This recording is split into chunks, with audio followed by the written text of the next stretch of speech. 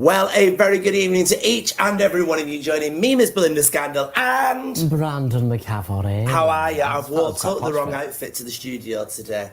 I really have. This is like as thick as you could possibly get, but I thought I'd wear it. It's been quite warm in Manchester recently, hasn't it? I think it's been bizarre weather though. Yes, it's been warm, but we've had the sunshine today alone. We've had the sunshine, followed by the rain, followed by the sunshine. I don't even open the blinds to see where we are at the moment. Honestly, if it snows, I wouldn't be shocked. No, I really wouldn't. It's good Manchester weather, isn't it? I like it. I had the opportunity yesterday after I finished my show of either getting a taxi home or walking home, and I took the opportunity to fully walk home in the rain. Don't you live 3 minutes away That's from irrelevant, Brandon. It's 3 minutes in a very good wig. So, yes. Very important. I got as moist as I've been in a while, to be honest with you. Really have. There's loads going on in Manchester. There is. We've got Ginopolis. Ginopolis is coming, everybody. I'm very excited about Ginopolis. I really, really am. It's a weekend of exclusive gins, cocktails, and much, much more. And as always, if you want to get involved, all you need to do is visit ginopolis.co.uk. Buy your £7.50 QR code. Yes, and that's not the only bar thing that's happening. We've just had Blockbuster. Well, this confused me. When we were doing our little bit of research that we do before the show, I was excited. I thought they were bringing, like they brought vinyl back. I thought they were bringing VHS thought we're bringing back VHS. Yeah. Get that DVD video combi out of the attic. Here we go. That's what I was going to do. But it's combi. How posh are you? Oh, yeah. It's not the case, though, is it? There is actually a bar now that looks like Blockbuster, but it's actually a bar. But it's a bar. Yeah. Yeah. Just, do you know what? I think it's just one of Manchester's sort of like hidden bar gems. We've got things like Washroom. We've now got Blockbuster. You've got Pawn Shop. All those sort of amazing things that we just sort of have. I love these bars that look like something else. Oh, I adore it. I think I'd like the idea of going there, but leaving, I think, when you're a bit intoxicated, you might have different... You're going to walk out and go, oh, I love a bit of Shrek on VHS. I'll bring it back in 7 days, I promise you. I've got me card. Yeah, here's me card. I've probably still got my Blockbuster card, I probably have. I really have, Now, what's on the show tonight, then? What's on the show tonight? We've got quite a few things happening on the show tonight. We've got Katy Lipson, who's here to talk to us about the rise and fall of Little Voice. Gorgeous producer. We're also going to be talking to Gareth and Amy, everybody. And that's coming your way in just a few seconds' time about... My God, how close is that? Crikey. We're also going to be talking to... that scared me. I don't know what my face looks like. On the wall, who's the fairest of them all. I tell you, we've got loads, basically. But let's start off, first of all, by talking about dots and dashes and see what that's all about.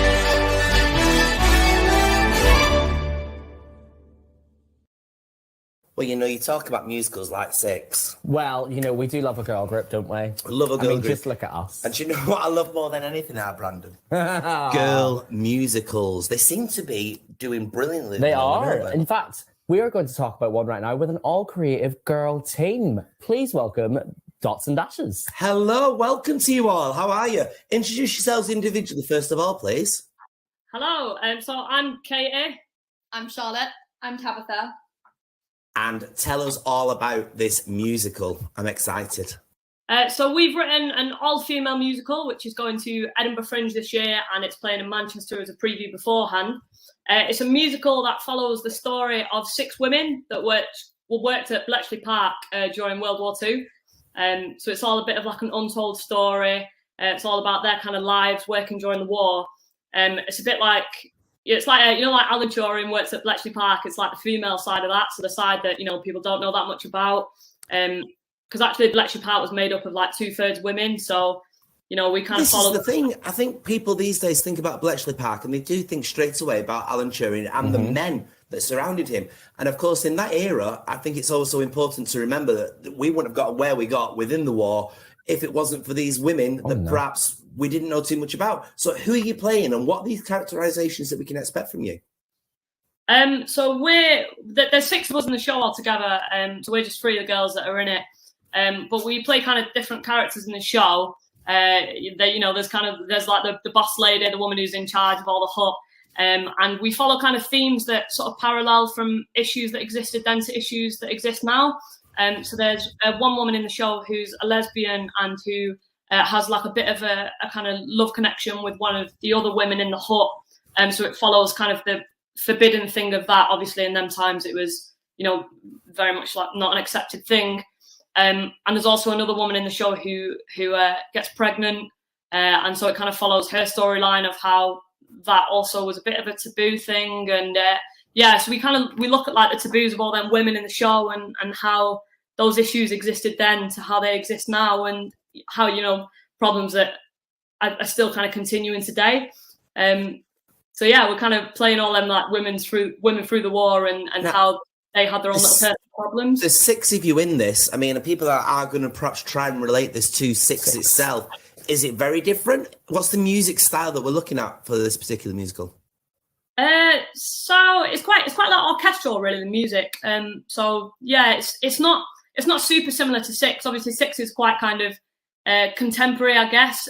Our music, I don't think, is as contemporary as Six, but also our style, our kind of like very kind of women at the forefront, has very much been compared to Six, and like, you know, the big new women history musical. That's kind of our, you know, push point. So we've been compared to Six on that front for sure. It's interesting that you touch on that, because obviously I've seen a musical sort of like this called Girlfriends, which is sort of building on the same sort of vibe about women in World War II. I think they were more to do with the Air Force though. So what makes this different compared to that story?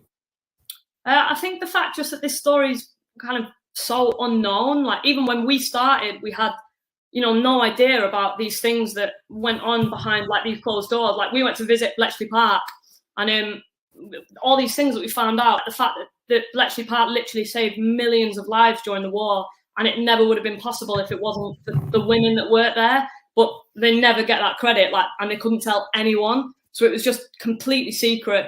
They weren't allowed to say anything, even to their family and like their closest friends. It was all kept to themselves, and they were carrying, you know, all this like harrowing stuff that they were having to do, but they couldn't tell a soul. And I think that for us is a massive standpoint on it of, you know, we want people to know how much of an impact they had and how important they were to the cause, and, you know, in saving all those lives during the war. So would you say, because obviously like Six, it's you guys have got such a female standing point. You're talking from a female perspective. You've got a female creative team, all female cast. Do you think that's saying so much more for an all creative female team in the world of musical theatre now? Yeah, I mean, for sure. That's again such a big thing for us. You know, we were looking again at statistics of musicals in the West End, and there's just none, you know, with all female creative teams. I think it's musical theatre is such a hard world to break into if you're just coming from an all female perspective. And for us, that's so important to kind of keep that female standpoint. And, you know, we're in it for the women. We want to push, you know, the women through that musical theatre perspective, and we just want to celebrate, you know, how great women are in this world, I think. Well, they are. Now, I'm detecting there from yourself a bit of a Northwestern twang. Are you all from the Northwest? I'm from Manchester. Just you. Yeah. The rest of us are like London, kind of Gloucester way. Yeah. All kind of southerners other than you. Yeah. So how important is this story to you three girls in this day and age then, to be bringing this story from yesteryear? I think it's important because, you know, like I kind of said earlier, that we touch on issues that, you know, existed then that actually very much still exist now, and things that we don't believe should exist now. Like, you know, unfortunately in this day and age, like, we still struggle with kind of homophobia and views on abortion and, you know, sexism and all these views on kind of, you know, women trying to get through this, what is still very much a man's world. And I think for us, it's important for us to kind of push that message across of, you know, like, we're no longer living in that day and age. Like, it's time to come out of that now. It's time to accept everyone for who they are and to, you know, let everyone be who they want to be and do what they want to do, because that's the world that we should be living in, quite frankly. Quite right. And this is obviously going to the Edinburgh Fringe, but after that, do we expect to see it around anywhere else? So we don't have any plans post Edinburgh at the minute. We're hoping maybe something will come from Edinburgh Fringe. So, you know, any producers or anything are watching that want to Edinburgh Fringe, and That's cool. Yeah, get us in your diary. Absolutely. Well, we're looking forward to this one. We've heard quite a lot about this fantastic. one. This is a wonderful, wonderful musical called Dots and Dashes. Dots and Dashes. We can't wait to. Well, we want to hear more of this because, like you say, the story is so very important. First of all, the fact that it is a musical. It's a musical about women, and it's a musical about a story that perhaps is more retrospectively thinking is kind of a man's world. So we're looking forward to seeing this actually all happen. Yeah, it's sort of like, it's like they say, it's linking to what we have now. History repeats itself. It does indeed. But for now, we are out of time. But thank you so much for your time today. Thank you very much, guys. And have a fantastic time with it. Thanks so much for your time. Thank you. Thanks so much for having us.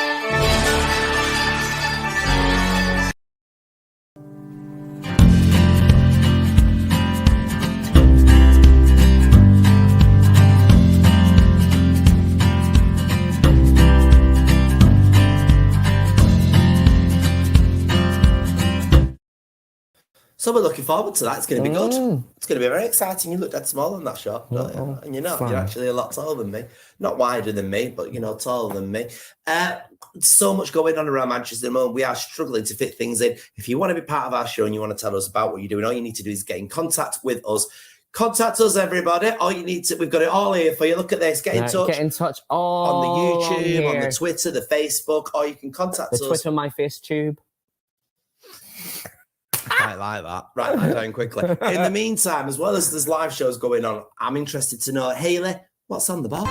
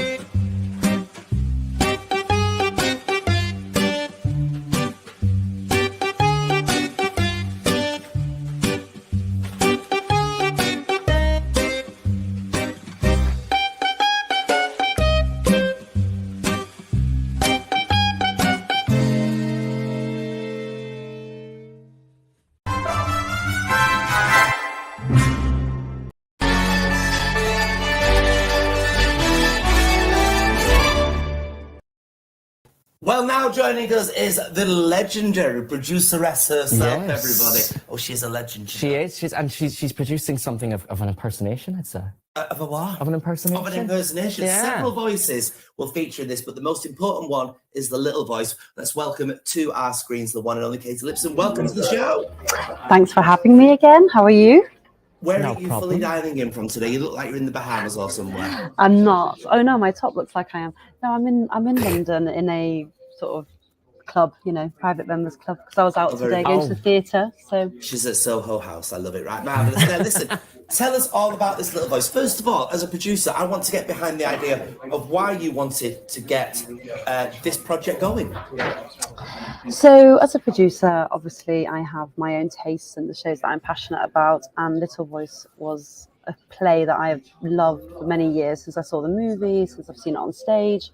And then I was at Edinburgh Festival and saw this incredible performer doing a impersonation sort of concert, and she was called Christina Bianco. And over the years, I stayed in touch with her and saw her in various cabarets. And one day we got talking after the show, and she said one of her dream roles was to play Elvie in Little Voice. And this is kind of how it started. This probably was in 2017, 18, that long ago. And it takes a long time to make a show, and especially when you're delayed 2 years because of a certain pandemic. Yes. Well, it's one of those shows, isn't it? Because it's been around since 1992. Obviously, it's a very northern kind of story as well, which it's incredible that you're bringing it back. So what kind of made you want to change? What have you made different, I guess, from what people have already seen, especially when using Christina, who's so well known for her impersonations?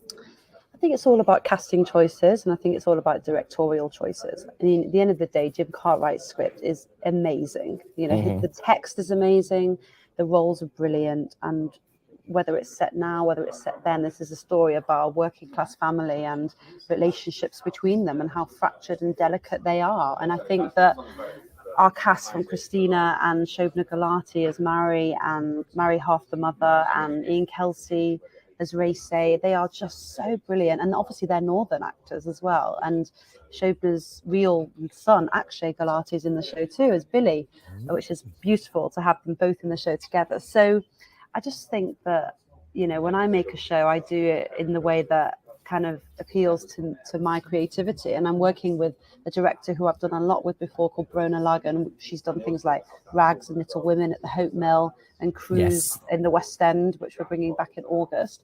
And she's just someone I really trust. And, you know, everything from the song choices to the sound design, to the way the set looks, to the way the show moves, it's all to do with her vision and our vision as a creative team. So, you know, it's a brilliant play to start with, and it's a timeless play in my opinion. And what these actors bring to the roles are, in my opinion, really special.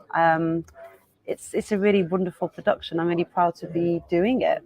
So for those of people that don't know about Little Voice, that perhaps if you haven't even come across the film, perhaps sum it up for us. What is Little Voice all about? So it's a story about a girl called LV who lives in, you know, it's set in the north, actually Lancashire, with a mother, Mary Hoff, and, you know, they're a working class family, and the mother's always trying to, you know, to reach for the stars, but unfortunately it's not worked out that way for her. And when she sort of kind of finds a new love interest in Ray Say, he overhears LV singing in her bedroom and finding out that she's the most incredible singer, but not just that, she's an impersonator. So she is in love with everyone from Judy Garland to Shirley Bassey to Cilla Black to Marilyn Monroe. And she's listening to all these records and she can impersonate all their voices. And he smells money. He thinks, wow, I can exploit this girl and I can make her a star, and I'm going to be an agent and I'm going to introduce her. And obviously, she is a brilliant performer, but she doesn't perform on tap for an audience. That's not what she's made to do. So it's kind of about how he manipulates her to do what he wants, but also the downfall of that mother and daughter relationship. But really, rather than just seeing that sort of grotesque side to the mother, you really see that vulnerability and just how damaged she is in that relationship with her. And ultimately how LV rises above it at the end, how she overcomes her inhibitions and sort of comes back at her mother, and sort of at that very end gets to say that she never, sort of the words she never had got to say to her. So it's a life affirming, moving, very funny, real northern wit, gritty, and super talent. I mean, you get a 10-minute cabaret of Christina Bianco singing everything from Edith Piaf to Judy Garland to Liza Minnelli. That's worth the ticket price alone. But ultimately, it's a timeless Olivier award-winning play, a movie that starred Jane Horrocks, the wonderful Jane Horrocks, who the role was written for. And now you've got this girl of 1,000 voices who's American, who's worked on her northern accent for many years, bringing this back in this 2022 revival. So where can we find this then, and when can we find this? We're still at the Lowry till Saturday, so those of you that are up north, get down to the Lowry because it's on home turf. We actually finish quite soon, but you can find us next week at Blackpool Grand. The week after, we're in Colchester. Then we're in Richmond in London. Then we're in York. And then we close in July at the Everyman Theatre in Cheltenham. But we have a website, Little Voice UK Tour, which you can find all of these details on. And it is an amazing show. For now, though, Katy Lipson, thank you so much for your time today. Thank you very much. Keep doing what you're doing. Thank you very much, Katy. Well, there we go, everybody. Absolutely sensational. Right, okay then. So let's quickly check out what's coming at the end of June. Coming soon, Chatbox Radio, part of the Your Manchester media family. Broadcasting live every day. It's where the city comes to talk. That's right, everybody. Our brand new radio station is launching towards the end of June, and we are literally very, very excited for it, aren't we? Are you excited? We are. I'm excited. We're going to be live on the radio. Live on the radio. Chatbox Radio, where the city comes to talk. It's going to be exciting. We're going to be bringing you non-stop 70s, 80s, and 90s music for 24 hours, interjected with some wonderful hosts. Yes, all around. And the other hosts that you do see on this fabulous show that you watch every single week. That's right. Now, if you do want to get involved, all you need to do, if you want to perhaps sponsor a show or advertise with us, all you need to do is do a little email to us, contact us at yourmcr.com, and we'd love to hear from you. Likewise, if you've got anything going on around the Northwest region, everybody, that you want to tell us about, same again, contact us at yourmcr.com. It's exciting. Do you know what's even more exciting? It's a bit of Mojo. Welcome to Minute Mojo from Galley Bay Resort and Spa in Antigua and Barbuda.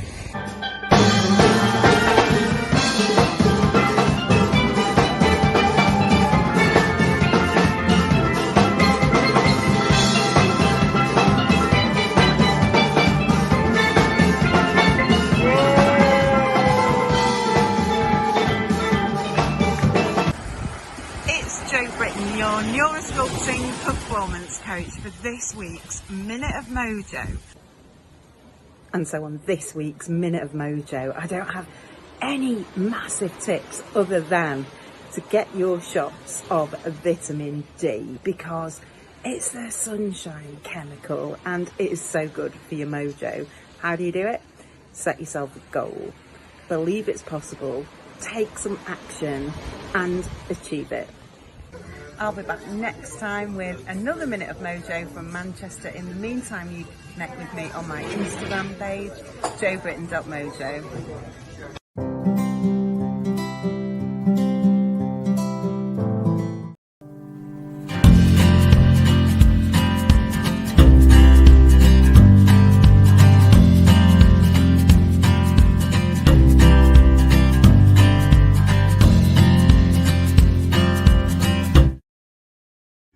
Michael here with everything you need to know that's happening in our city in the next week. First to Parklife Festival, which kicks off in Heaton Park on Saturday. Joining the lineup are the likes of Lewis Capaldi and 50 Cent, so this year's event is not one to be missed. Don't forget, public transport is expected to be a lot busier each day, so plan your journeys carefully. Moving on, and whilst the Queen's celebrations are over, the Imperial War Museum North on Salford Quays is still celebrating her Platinum Jubilee until the end of the month. Their new exhibition delves into their archives to unveil material relating to the Queen's wartime efforts. Entry to the museum is free, so why not make a day of it and check out everything else Media City has to offer. And don't forget, if you think there's anything I should be covering, give us a shout over on our Twitter. It's at YourMCR. Whatever you're doing, have a great week.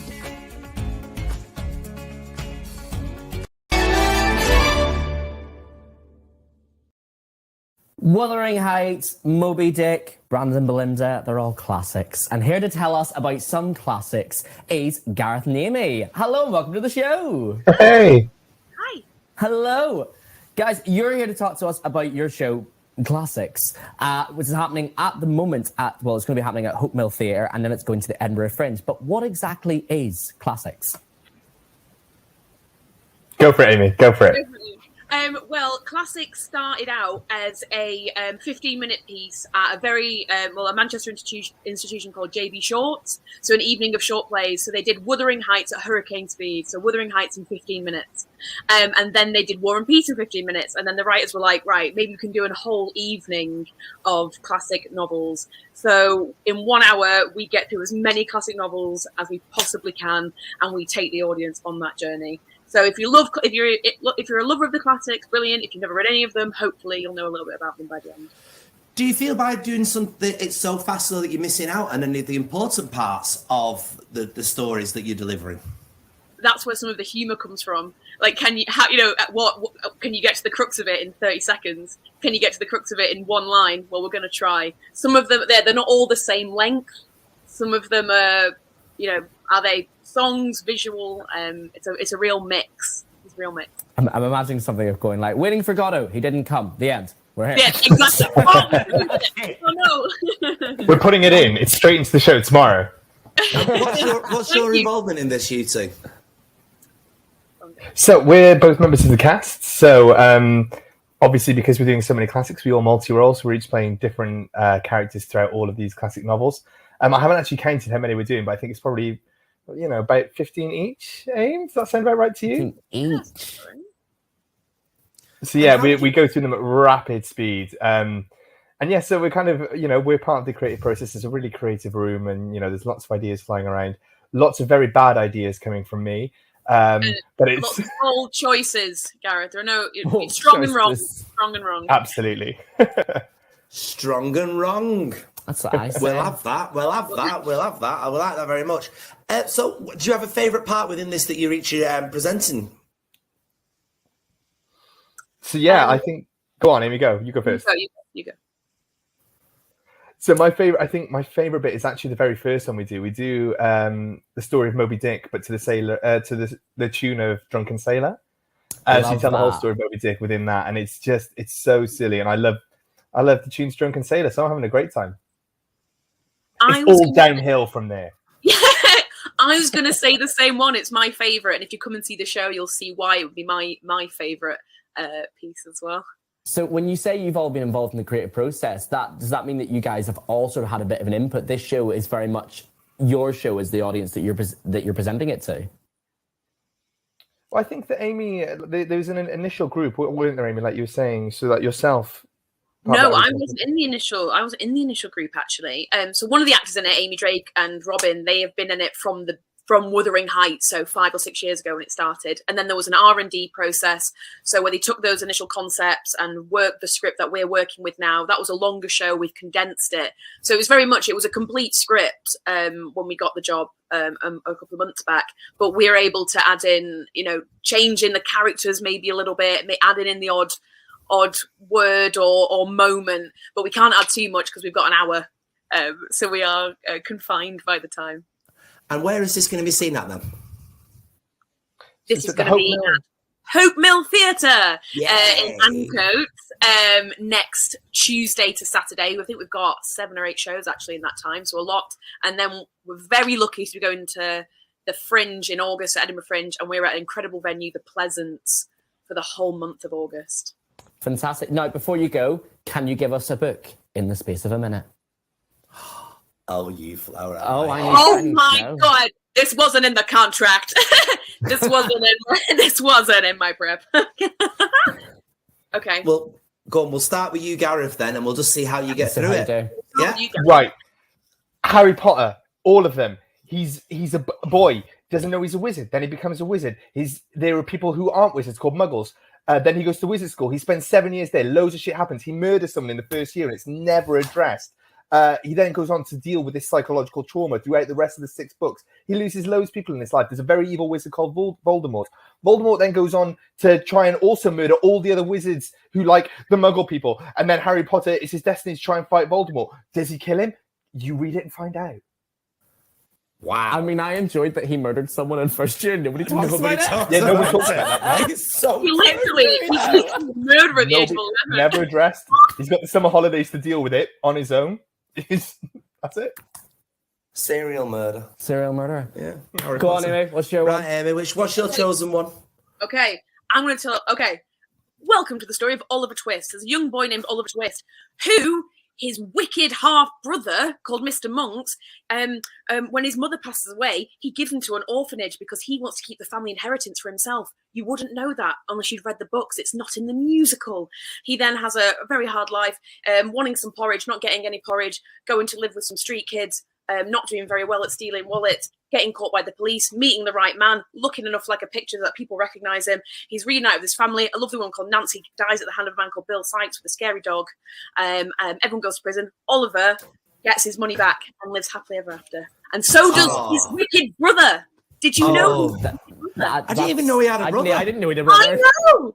I didn't even know he had a brother. Do you know what that tells me? That everything's right if you meet the right man. Well, exactly. And also, do you know what you've both explained there? That we need to see this show because there's things in literature. I started the interview saying, does it miss things out? Actually, quite the opposite, clearly. We're learning more. All in there.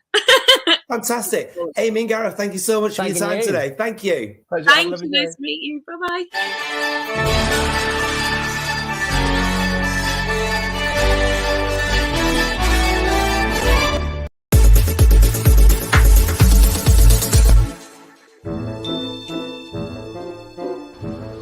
This week, I'm so excited. I'm on a Coronation Street tour with our very own Mark.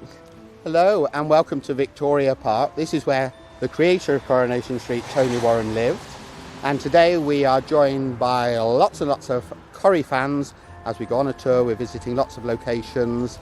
Next stop, of course, is the famous Cobbles itself, isn't it?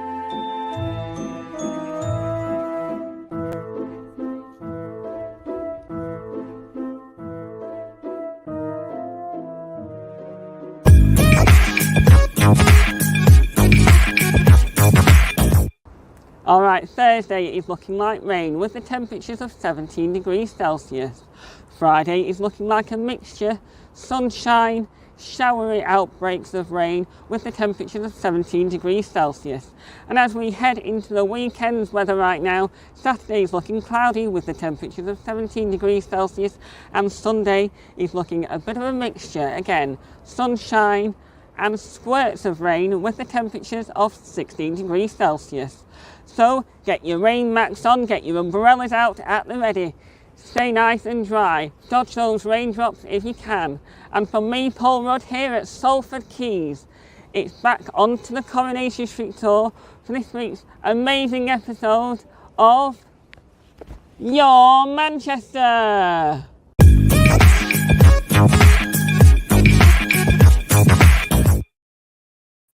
So there we are. He was on Corrie then. I know. Do you know what? I'm surprised he's on Corrie. He's on Your Manchester. I know. That's the more important in Manchester, isn't it? Clearly. We've got another fantastic show lined up for you next week. Check out the podcast and keep your eyes peeled for the further announcements that will instigate the arrival of Chatbox Radio, everybody. You had fun? I have you? There's a lot in there, isn't there? A lot in there, everybody. Thanks for watching this week's episode of Your Manchester.